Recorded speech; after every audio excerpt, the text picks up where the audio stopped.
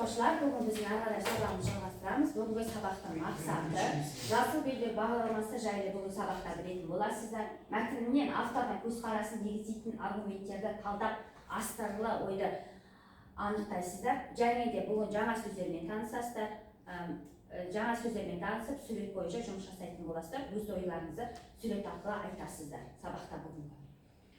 Ары қарай сіздермен жаңа сөздермен қазір мұқият тыңдаңыздар, қараңыздар. Осы жаңа сөздермен сөйлем құрастырасыздар. Абаттандыру, көріктендіру, благоустройство, жасыл желек, көктеп тұрған өсімдік, зелень, прорастающий растение, көшет, әдейі өсірілген жас шыбықтар, саженец, намеренно выращенные молодые побеги, алқап, өңір, аймақ, долина, регион, аймақ, көлем, мөлшер, площадь, объем, количество. Осы сөздермен сіздер қазір жұмыс жасайсыздар.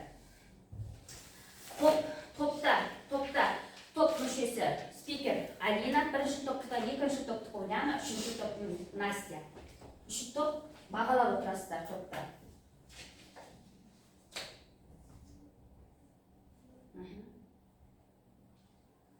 Сөйлем құрастырыңыздар.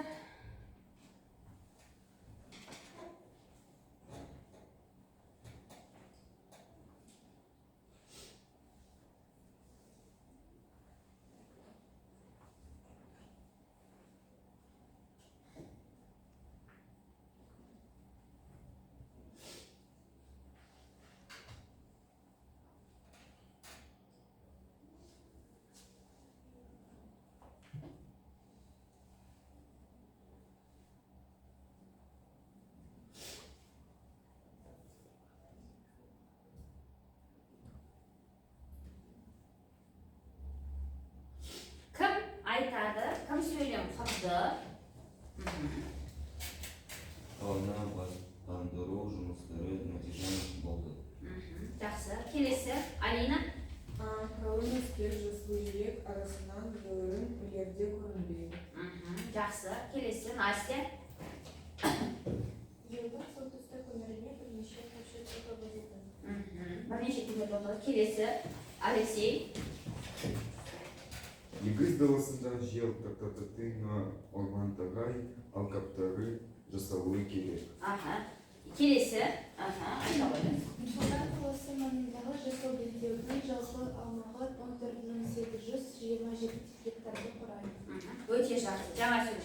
Топта бағалап отырамыз. Алина, оценивай. Бағалап отырамыз. Енді қазір аудиомәтінмен жұмыс жасаймыз. Аудиомәтінді тыңдаймыз.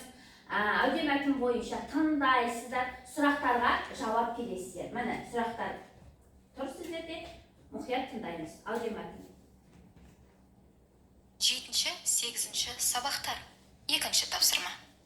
Жасыл ел бағдарламасы табиғатты қорғап, экологияны сақтауға ғана емес, жастар тәрбиесіне, еңбекке баулуға да бағытталған. 2008 жылдан бастап ірі жұмыстар атқарылуда. Бағдарламаға 200 мыңдай адам атсалысып, 44 миллиондай ағаш отырғызылған. 2014 жыл бағдарламаның соңғы жылы болғанымен, Қазақстан Республикасының үкіметінің отырысында 2015-2017 жылдары Жасыл ел бағдарламасын жалғастыру туралы шешім қабылданды. 2015-2017 жылдарға арналған бюджетті дайындау барысында Жасыл ел бағдарламасына да қаражат қарастырылады, деді Білім және ғылым министрі. Министрдің айтуынша, бағдарлама аясында өңірлік штабтардағы жұмыстар күшейтілмек. Әр өңірде Жасыл елдің штабы жұмыс істейді. Олар үкімет есебінен күшейтіледі. Астанадағы Экспо 2017 халықаралық мамандырылған көрмесі мен 2017 жылғы универсиаданың маңызды нысандарының құрылысына Жасыл ел жастар еңбек жасағы мен студенттердің құрылыс жасақтарын да тарту қарастырылған. Дұрыс, тыңдадық. Енді сұрақтарға қараймыз, мәтіннің тақырыбы қандай, Леша? Жасыл бағдарламасы жастар жұмыстар жасады. Дұрыс. Мәтінде қандай өзекті мәселе көтерілді? Екінші, өзекте мәтінде қандай өзекті мәселе? Жасыл ел жастары қаланы тазартады және де басқа балаларды да еңбекқорлыққа шақырады. Дұрыс. Жасыл ел бағдарламасы мен тәрбие мәселесінің қандай байланысы бар екен? Ульяна. Жасыл ел бағдарламасын жалғастыру шешім қабылданды. Мәтіннің стилі қандай түрде жатады? Настя. Публицистикалық стильде жазылған. Дұрыс. Публицистикалық стильде жазылған. Өте дұрыс. Бағалап отырамыз, топта бағалап отырамыз. Ульяна, оценим бағалаймыз. Енді келесі тапсырма балалар. Қазір сіздер сурет арқылы жұмыс жасайсыздар топта. Өз ойларыңызды жазасыздар. Міне, 3 топқа сурет беріледі. Сурет өз ойларыңызды айтасыздар. Міне, сурет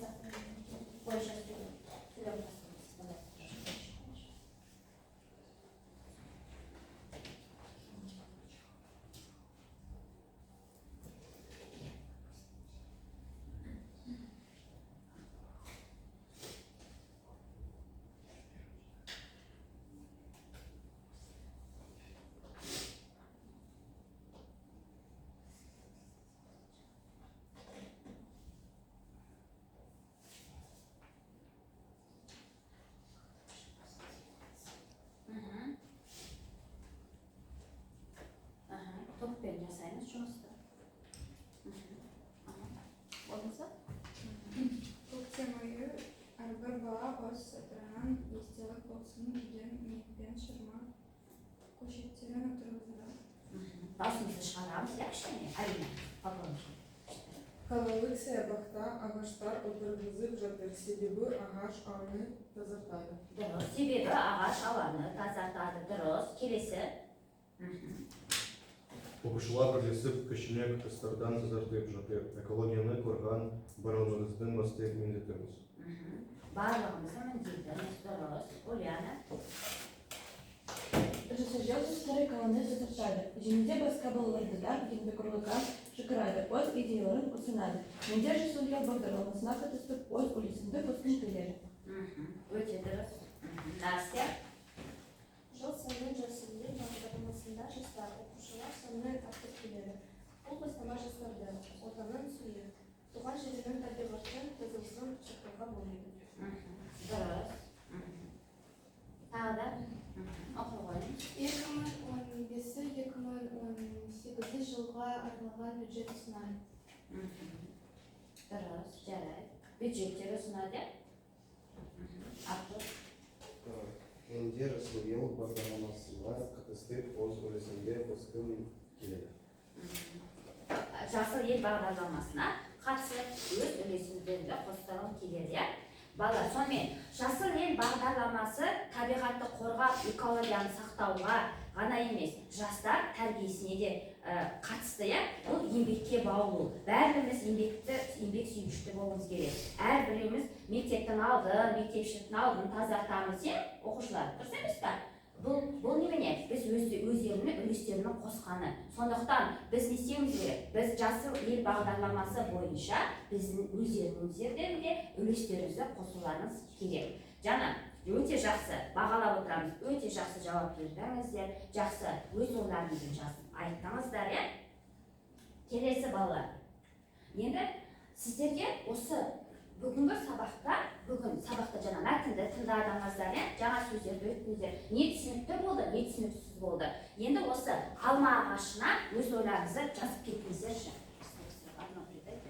Алма ағашына өз ойларыңызды жазып кетіңіздер.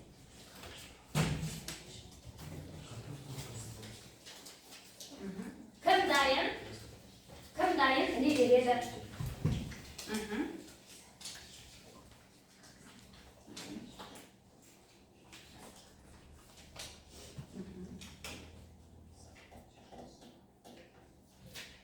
Іле ғой, іле беріңіздер.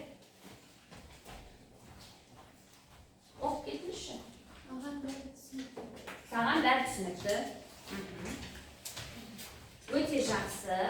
Алина, жылдан тыңдаңыз. Дұрыс оқып кет. Оқығаш,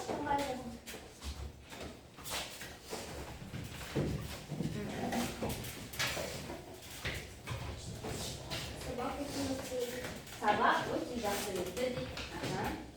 Алеша, сен не деп тұрсың? Болды балалар. Сонымен балалар, сіздер міне бүгінгі тақырыпқа өте жақсы сабақта жауап бердіңіздер, жақсы, өз ойларыңызды айттыңыздар. Сіздерге бүгінгі түсінікті болды ма? Рахмет.